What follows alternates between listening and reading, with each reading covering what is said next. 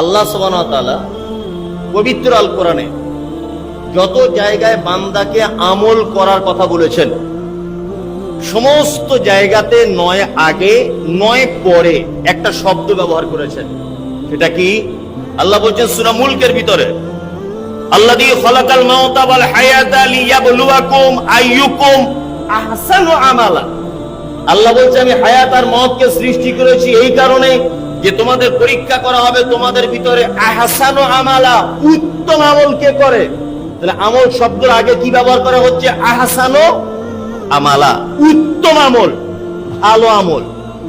এই দেখুন আল্লাহ তাআলা বলছেন ওয়াল আসর, আসরের সময়ের কসম, ইন্নাল ইনসানা লাফি খুসর, নিশ্চয়ই মানুষ ক্ষতিগ্রস্তের ভিতরে, ইল্লাল্লাযীনা আমানু, ক্ষতিগ্রস্তের ভিতরে তারা নয় যারা আমার প্রতি বিশ্বাস স্থাপন করেছে, ওয়া আমিলুস সালিহাত, এবং যারা আমলে সালেহ করেছে, সৎ কাজ যারা করেছে, আমলে সালেহ যারা করেছে এরা।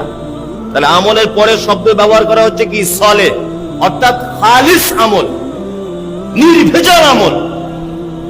অত্র আয়াতে আল্লাহ তাআলা বলছেন ইন্নাল্লাযীনা আমানু ওয়া আমিলুস সালিহাত, তোমরা আমল করো, আমলে সালেহ আমল। তার মানে বুঝতে পারা যাচ্ছে আল্লাহ আমলের আগে বারবার বলছে ভালো আমল করো, উত্তম আমল করো, সৎ আমল করো, স্বচ্ছ আমল করো।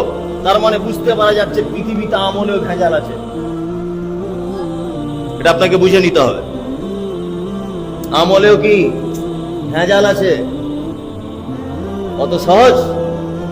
আপনাকে যখন বারবার বলছি যে দেখুন এটা করা যাবে না, আপনি তখন বারবার একটা কথা বলছেন, না এটা তাহলে আমার বাপ দাদা 14 পুরুষ করে এসছে, তাহলে তারা সব ভুল করেছে।